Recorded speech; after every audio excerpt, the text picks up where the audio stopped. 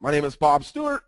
Thank you for joining me at Active Rain University. Today we're going to talk about using market statistics and your blog to add prospects to your business. And I'm going to show you guys two ways that I believe, or two types of blog posts that I believe are very effective for educating, for engaging, and for ultimately connecting with more prospects for your business. All right, let's get in here. So let's just start with why we're here. And on the screen right now, I have some statistics from one of our members on Active Rain. His name is Russ Ravery, and these are statistics from his blog. And these are blog posts, and you can see a bunch of different blog posts on there over the course of almost the last 5 years. But what I really want to impress upon you guys, and we're going to see how we create posts like what Russ has done here. These types of posts can get an incredible amount of traffic, and we're talking about very targeted sorts of traffic, okay? Each of these posts is based on either a subdivision or a condo complex, or like you see Oxbow Lake waterfront homes. He's talking about specific homes in a specific area. These kinds of posts can get a ridiculous amount of traffic, and you'll see this is only 10 blog posts from Russ. Russ has written hundreds of posts of this nature, but just these 10 over the last couple of years have gotten him, on average, 43 clicks or views per post per month. And we're actually talking about clicks. 43 times every single month, each one of these blog posts on average gets loaded in somebody's browser out across the greater internet. So this is what we're shooting for, right? We want the types of posts in our blog to be the types of posts that people are interested in, they get engaged with, and they're actually finding when they go out to search for things in their marketplace. So this is why we're here, right? We want to be like Russ, not like Mike, right? We want to be like Russ. We'll come back at the end here and we'll talk a little bit more about some of Russ's stuff. So market report blogs, there's actually going to be two types of blogs that we talk about today. These things bring interested clients, right? There's three main reasons why people go online as it relates to real estate. And it's not these three that I have on the slide right now. The three are to find information, to find listings, and to find home values. And information covers a lot, and that's where your blog can kind of be that missing piece, right? Because listings are out there in a lot of places, right? People go to sites like Zillow or realestate.com or House Values to find what my home is worth, but there's all sorts of things that people are looking for in their home search, especially as they decide where they want to live. So before they even say, okay, let's start looking at the listings, they're looking for information about where they want to live. They're researching to see how the market is performing. Sellers will go online to see, how are things going in my neighborhood or my subdivision. What are homes selling for? They're looking for a local expert, right? Somebody to make sure that they're making the right decision, to guide them through the process. But in the end, a lot of them end up wanting to know, okay, where are the listings, or what is the value of my home? So let's talk about how we can use these market reports or that other kind of blog. And you guys, if you've ever been on a call, like my SEO call, for instance, you'll recognize this other kind of blog that we'll talk about here in a second. This call is kind of loosely sponsored by Market Leader right there, our big brother. The stuff that I'm going to show you in here today is our screenshots and come from a website that's from Market Leader. As it relates to the statistics and the stuff that we're going to look at in this first set of this first template, there's other companies out there that offer products like this. Top Producer has one. I know the Mike Simonson and the guys at Altos Research have a really nice kind of market statistics product that Altos Research offers. Your guys' MLSs, in some cases, are going to offer these kind of glimpses into the market and provide you graphs and charts and these sorts of things. So, I'm going to use screenshots from Market Leader. We're gonna look at a couple of their products and sites, but you guys, I don't want you to think I'm saying, hey, you have to use this, right? There's all sorts of things out there, all sorts of companies, some regional sorts of companies that offer these kinds of market statistics for you guys to be able to pull from to create blog posts.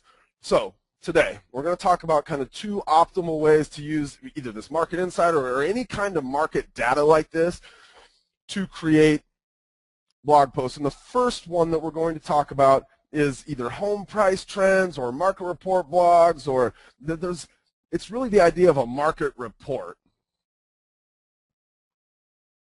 So here is the template for what we believe is an effective way to share the market data that you might have. And that data comes in all sorts of different forms and fashions. In this case, we're going to do home prices in Redmond, Washington. So you'll see on the left-hand side there, we've got these different boxes. And at the conclusion of the call, you guys will be given these templates. So you'll be able to take these templates, you'll be able to incorporate them into your blog, and hopefully we can show you that this stuff doesn't have to be super challenging, especially if you have a good tool like Altos Research or Top Producer or Market Insider.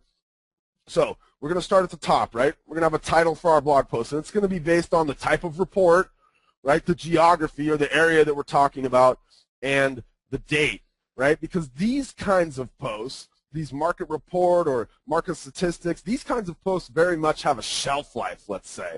Okay, so we're talking about a certain time frame. That might be a certain month. It might be a quarter.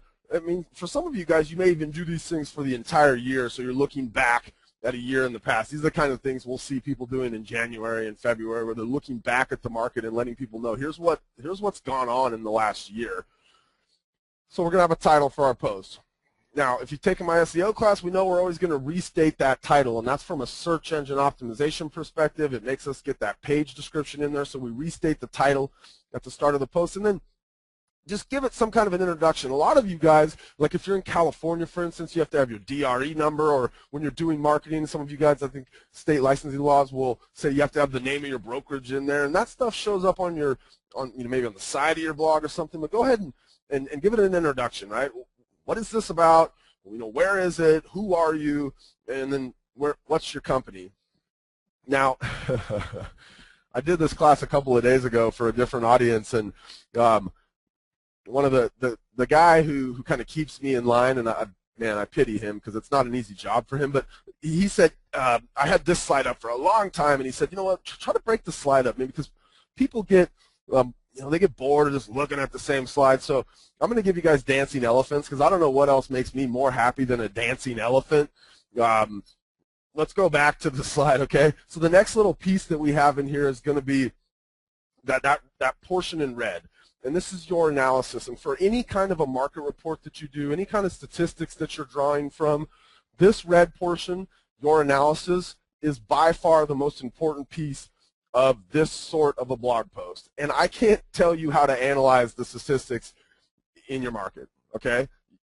Hopefully, the longer you're doing this, the more you understand what days on market means, and the differences between high amounts of inventory, low amounts of inventory, and pricing trends. And this is information that you guys as the professionals are able to share with interested consumers. This analysis right here is by far the most important piece of something like this, because it doesn't matter how pretty your charts and your graphs are or what kind of statistics you put at them. The average consumer who lands there has no understanding of what these things mean, okay? They just don't understand. And so your analysis as the professional, this is the place where you are able to demonstrate to them that you are the person most qualified to handle their, the biggest financial transaction of their lives in most cases.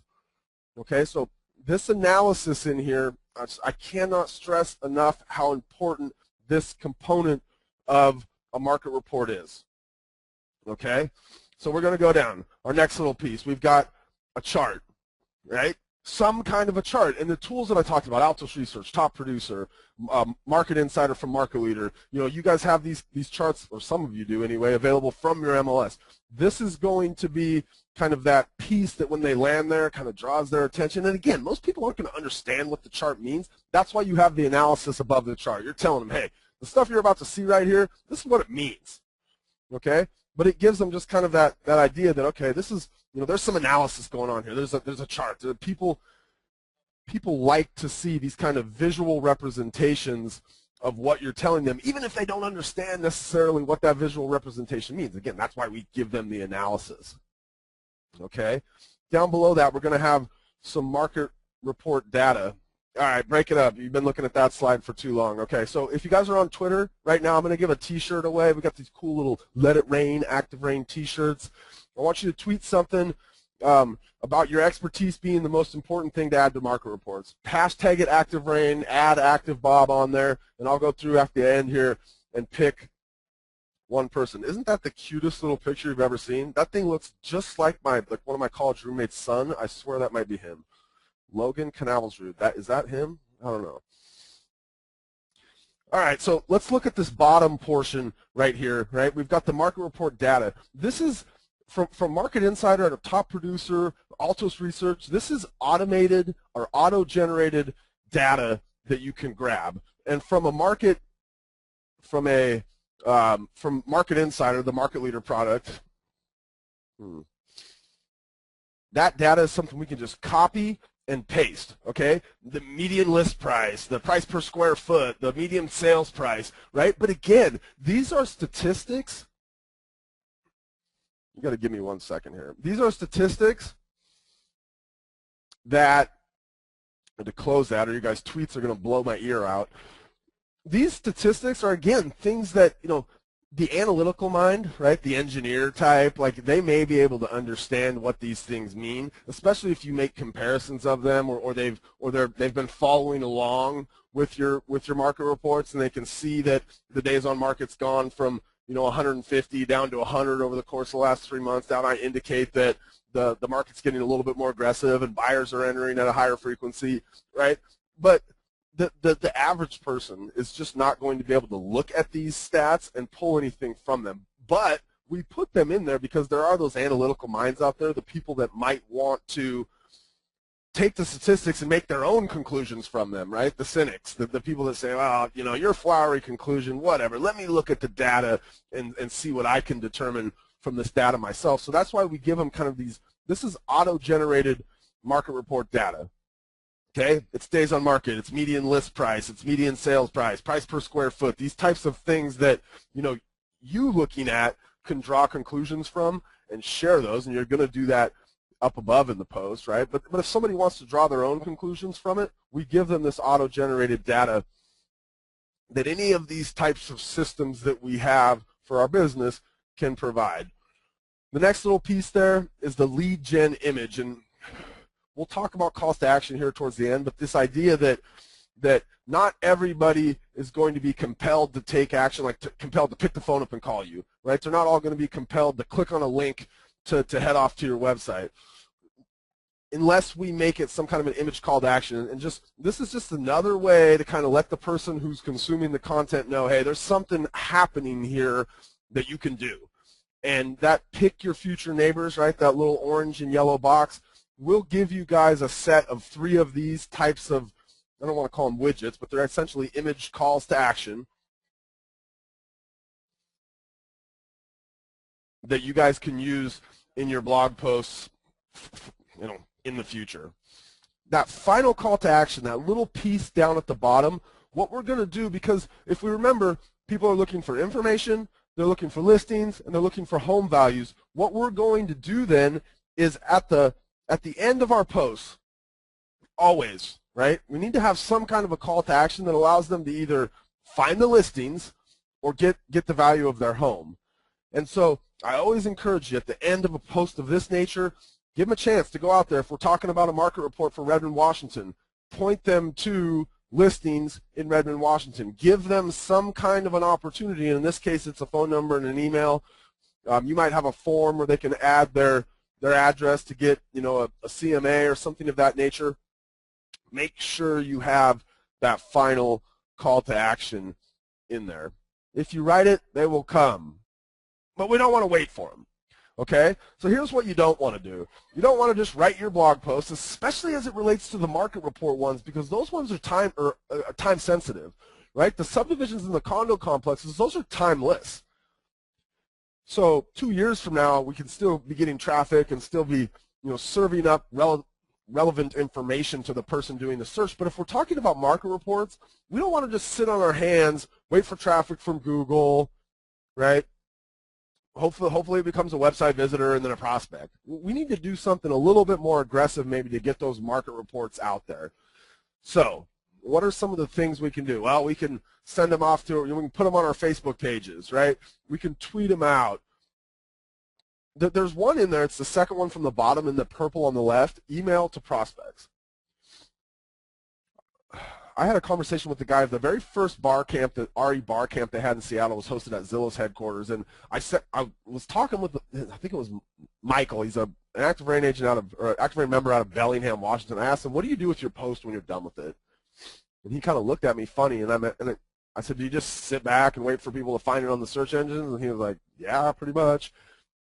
And I said, "Do you ever take your post and actually send it out to somebody that you think it might affect? Like if you'd written about a particular condo complex and you knew that you had a buyer who was looking for condos in Bellingham and they were in they were at a certain price point, would you consider taking that post that you'd written about how awesome it is to live in this condo complex and how many awesome amenities are around and what the homeowners association provides for them, and actually send that to the prospect?" These types of posts are really good to kind of demonstrate your expertise, right? So if you have prospects, and maybe they're people you've never talked to, right? They were a lead on your website, they're sitting there, you've been diligently trying to get a hold of them. Every once a week you send out an email. What kind of stuff are you sending out? It says, "Oh, here's Thanksgiving's coming up. Here's some tips on putting up your Christmas lights," or what. Send them something that might actually be of value to them. Let them know, here's you were looking at homes in Renton. Here's a market report for what's going on in Renton right now. Man, there's some great deals out there. Take a look at my analysis of the market, right? So actually pushing these things out is good, okay? We're not just going to sit back. Now we're going to get traffic, especially if we do these right, if we've taken our SEO class, if we're writing these types of subdivision and condo complex posts, we're going to get organic traffic. Okay, but maybe we get some shares in there. Maybe we get our prospects forwarding the email off to a friend. "Hey, man, look at this condo complex. I know you guys were looking. This thing looks great." Right? What this will also serve to do is the more traffic we can send to our posts, the more time that people spend on our posts, the more that will help our organic results. Because Google's looking at all kinds of signals, and one of those signals is this post being found by other, is it being directly accessed other ways? And if it is, that would be an indication that's a pretty good piece of content. Are people spending a bunch of time on this post? Are they consuming it? That would be a good indication that it's a good piece of content, and that will help prop up our organic results, right? All pushing them to that blog, right? All pushing them back to our website via either their ability to search for homes in the IDX, or them wanting additional reports, them wanting school information, community information, and hopefully that becomes a prospect or a lead for our business.